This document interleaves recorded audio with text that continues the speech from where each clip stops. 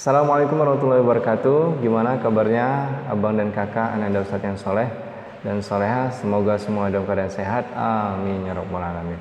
Alhamdulillah, gak kerasa kita udah masuk materi kita yang keempat, yaitu tentang energi. Ada nggak sih ngebayangin begitu mendengar judulnya, apa sih energi? Dan dalam kehidupan sehari-hari kita nggak akan terlepas tuh dari namanya energi, baik energi panas, energi cahaya dan lain sebagainya.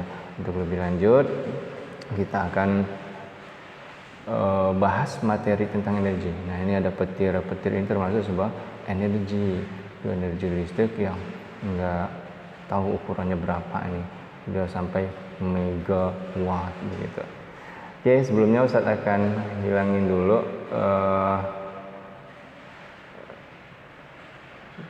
kameranya biar nggak ganggu materinya ya. Oke, apa sih yang dimaksud dengan energi? Coba bareng kakak semua ngebayangin, ngemikir apa ya energi? Energi adalah kekuatan. Benar nggak seperti itu? Energi adalah kemampuan untuk mengerjakan atau membuat sesuatu terjadi, bersifat kekal sehingga tidak dapat dimusnahkan tetapi dapat berubah bentuk. Jadi energi itu adalah kemampuan membuat sesuatu hal terjadi. Energi tidak bisa dimusnahkan, bersifatnya kekal tetapi dapat berubah bentuk. Misalkan energi listrik. Nah, ketika dia di lampu ya, digunakan untuk menghidupkan lampu, energi listrik tadi berubah menjadi cahaya, begitu ya. Energi memberikan peran penting dalam kehidupan. Aktivitas belajar malam hari kita menggunakan lampu belajar, kemudian fotosintesis tumbuhan memerlukan cahaya matahari. Seandainya tidak ada cahaya matahari, maka kita bisa pastikan tuh tumbuhan di muka bumi ini mungkin sangat jarang ya, bahkan mungkin tidak ada. Kemudian ada juga mobil juga butuh energi, butuh bensin untuk mengadakan pembakaran sehingga panas hasil pembakaran bisa menggerakkan piston atau menghidupkan mesin mobil. Kita masuk jenis-jenis dari energi. Yang pertama ada energi panas atau disebut dengan energi kalor. Jadi panas itu disebut juga dengan kalor. Maka kalau ini berhubungan dengan panas dan kalor pasti berkaitan dengan suhu. Nah, panas air mendidih berapa derajat? 100 derajat Celcius. Arti kalornya 100 derajat Celcius. Nah, kalor ini banyak kita gunakan dalam kehidupan sehari-hari. Seperti memasak, kita juga butuh api untuk memasak. Kemudian nyetrika, kita butuh panas setrika untuk merapikan baju. Dan dalam industri, kita juga membutuhkan panas untuk menyambungkan atau bahkan melepas sebuah plat atau logam. Energi selanjutnya ada energi listrik. Energi listrik ini nggak bisa kita dengarkan atau kita cium. Kalau ada yang berupaya mencium listrik, bahaya malah yang ada ya. Tetapi kita dapat mengetahui adanya listrik dari akibat yang ditimbulkan. Kira bang kakak kadang lewat di trafo ya yang ada di jalan kan terdengar tuh suara. Nah, itu akibat yang ditimbulkan listrik ya, loncatan listrik mengakibatkan keluarnya suara. Nah, kadang juga listrik waktu konslet keluar api gitu ya. Nah, itu kelihatan gitu. Atau ketika memegang suatu benda elektronik, misalkan layar TV, kita pegang nggak sengaja pasti akan terasa kontak gitu ya. Itu akibat yang ditimbulkan dari energi listrik. Energi listrik banyak kegunaannya, pertama menggunakan alat-alat elektronik terutama ya, seperti radio menggunakan baterai sebagai sumber energi listriknya. Dan komputer juga membutuhkan listrik untuk penggunaannya. Tanpa listrik komputer kita tidak bisa digunakan.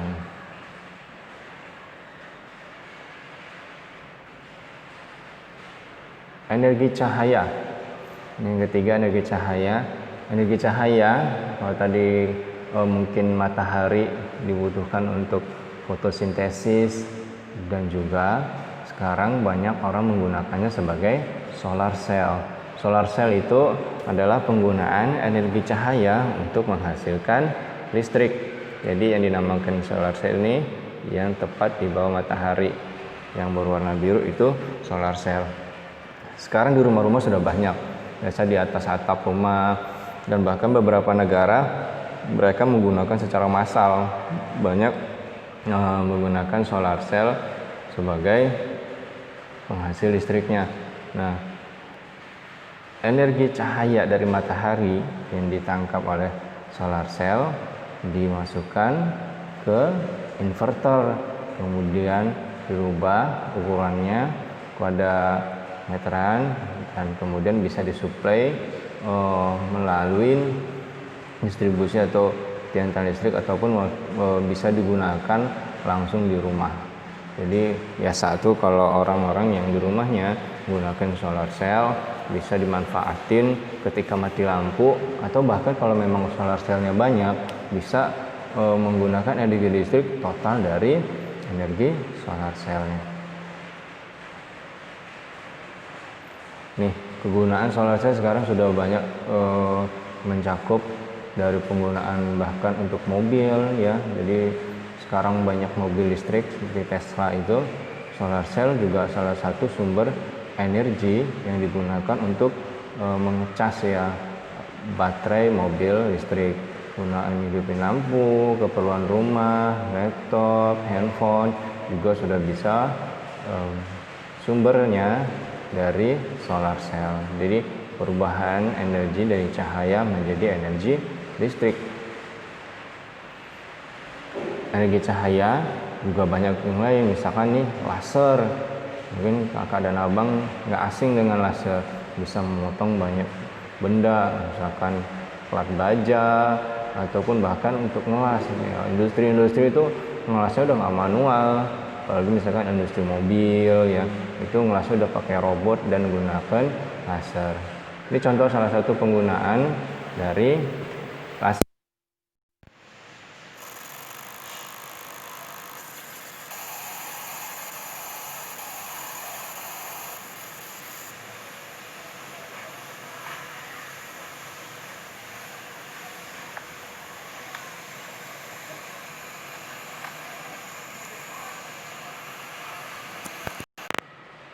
Nah, kakak dan abang dengan menggunakan laser sekarang udah bisa membuat desain.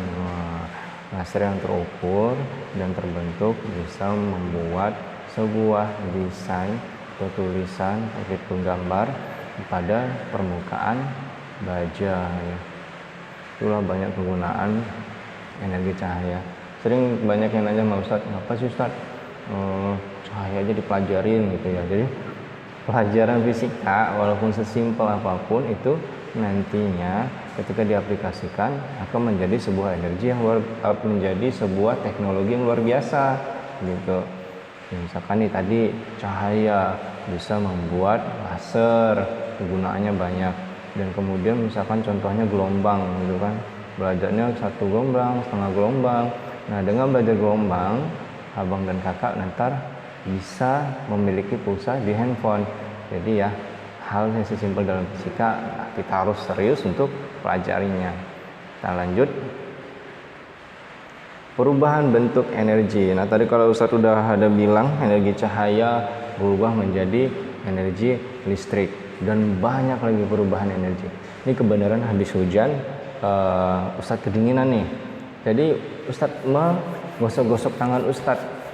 Ketika gosokkan antara tangan Ustadz ya, pergerakan ini tadi, gesekan energi atau energi potensial yang Ustadz lakukan, maka akan dihasilkan panas ya pada tangan Ustadz sehingga menjadi hangat seperti itu. Biasa kita sering temuin perubahan energi ya pada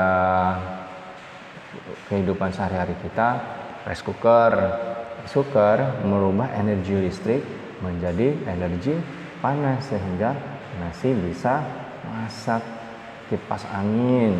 Kipas angin merubah energi listrik menjadi energi gerak ya. Dengan adanya perubahan energi listrik menjadi gerak, maka akan dihasilkan angin yang sejuk. Ini contoh perubahan energi listrik ya dari sebuah rice cooker.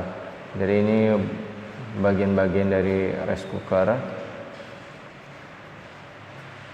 Nah, ini adalah cara kerja rice cooker. Menurut kakak perhatikan di bagian switchnya. Ini ketika dihidupkan switchnya nyatu dan kemudian heater ya ini menjadi panas seperti itu ya abang dan kakak. Panas yang dihasilkan akan memasak nasi beserta air yang ada di dalam rice cooker.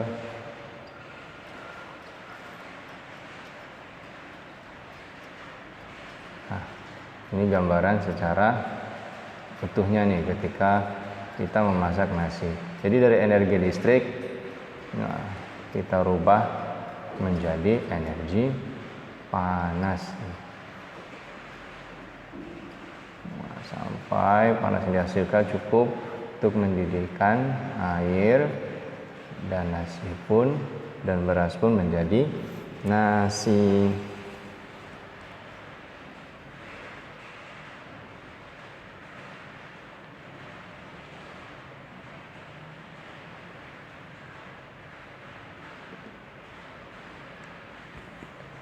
Oke, masuk selanjutnya energi kinetik dan energi potensial. Kalau kita perhatikan abang dan kakak, sebuah mobil bergerak ya, maka akan mengalami ya namanya pergerakan dengan lintasan yang sama, yaitu di atas permukaan bumi. Lalu kita bandingkan dengan sebuah bola yang jatuh.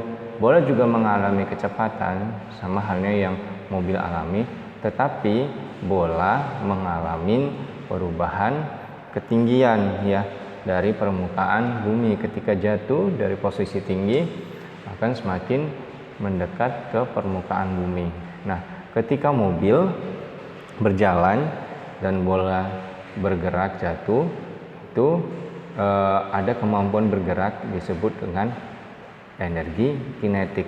Sedangkan ya perubahan tinggi dari bola ataupun gravitasi ya dipengaruhi oleh gravitasi, maka bola itu bisa semakin cepat dengan sendirinya kecepatannya jatuh karena adanya energi gravitasi. Nah, kemampuan ataupun energi gravitasi itu disebut dengan energi potensial gravitasi.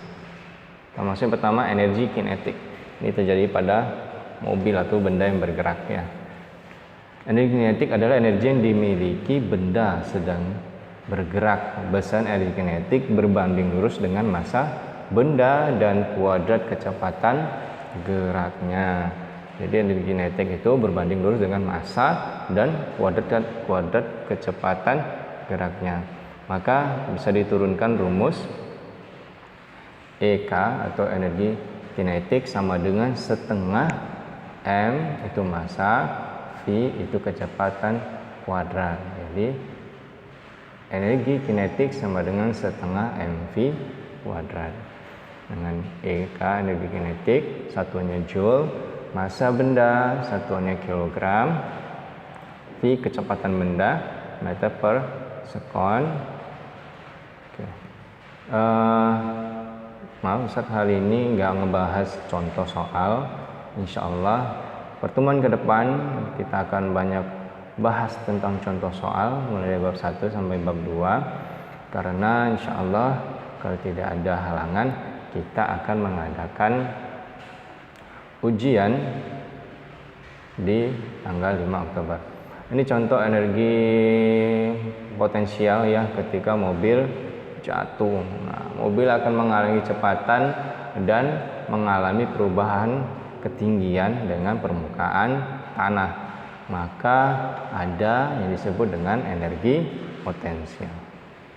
Apa itu energi potensial gravitasi? Jadi ada beberapa energi potensial, yang salah satunya kita bahas kali ini adalah energi potensial gravitasi. Ada nanti mungkin kelas 3 kita akan bahas tentang energi potensial listrik dan ada juga energi potensial pegas. Nah, hari ini kita bahas tentang potensial gravitasi.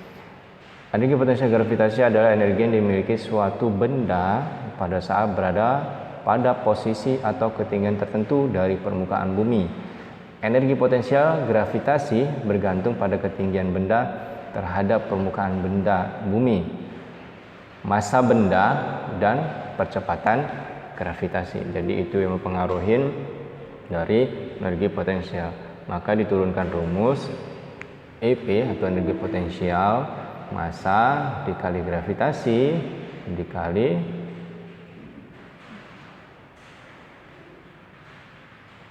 ketinggian. Jadi EP sama dengan massa dikali gravitasi dikali dengan ketinggian.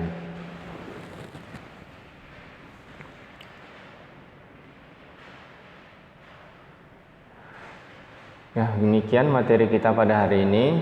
Kakak dan abang silakan banyak latihan di rumah, dan kita untuk tugasnya kali ini silakan kerjakan uji kemampuan 3.2 soal nomor 1 dan 2. Jadi ini hanya soal pengantar, insya Allah dengan memasukkan rumus yang ada tadi, energi baik itu energi potensial maupun energi kinetik ya. Dari soal itu kakak dan abang sudah bisa mendapatkan hasilnya.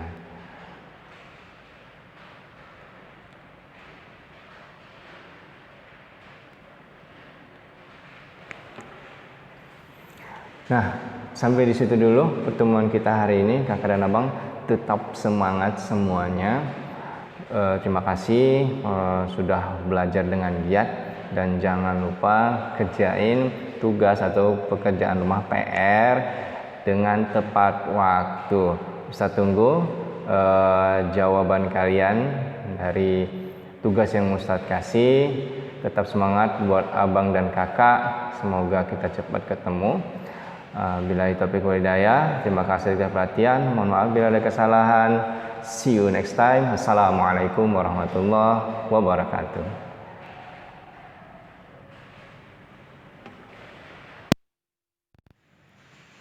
Kalau sejarah penemu pesawat terbang yang dijalankan dengan mesin adalah Wright bersaudara, maka sejarah penemu pesawat terbang tanpa mesin adalah seorang ilmuwan yang berasal dari Andalusia, Spanyol. Nama lengkapnya adalah Abu Al-Qasim Abbas Ibnu Firnas Ibnu Wirdas Al-Takurini, atau lebih dikenal dengan nama Abbas Ibnu Firnas. Dilahirkan pada tahun 810 di Ronda, Spanyol. Dia merupakan ahli dalam bidang matematika, fisika, astronomi, dan aerodinamika. Ketertarikan Abbas untuk menciptakan sebuah kendaraan yang dapat terbang bermula pada tahun 852 saat dia tidak sengaja melihat sebuah pertunjukan menantang maut yang dilakukan oleh pemain akrobat jalanan yang bernama Armen Firman. Di atraksi tersebut, Armen melompat dari ketinggian dengan sebuah alat semacam parasut sederhana. Dari pertunjukan itulah Abbas mendapatkan inspirasi untuk menciptakan sebuah alat yang dapat membuat manusia terbang di udara. Nah, lalu pada tahun 875, dia bereksperimen dengan merancang sebuah alat terbang yang mampu membawa penumpang.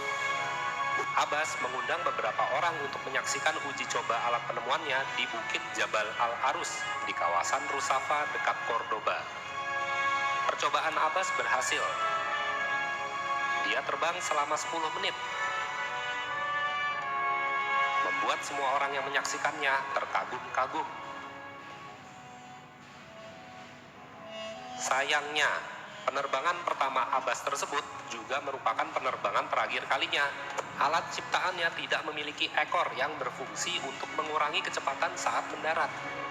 Abbas terjatuh dan mengalami cedera patah tulang pada bagian punggungnya. Karena cederanya terlalu parah dan tidak tertolong, Abbas menghembuskan nafas terakhirnya pada tahun 887.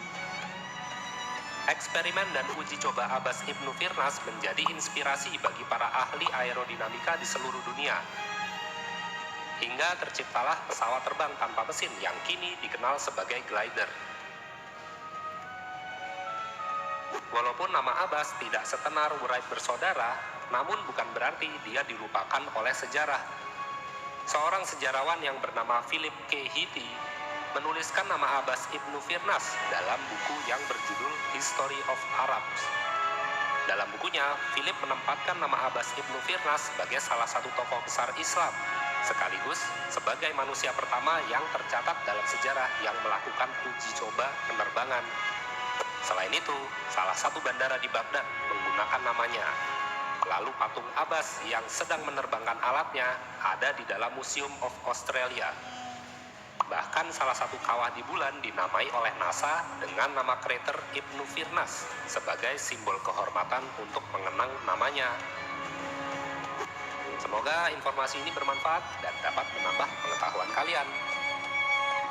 Jangan lupa ya untuk memberikan like dan komen.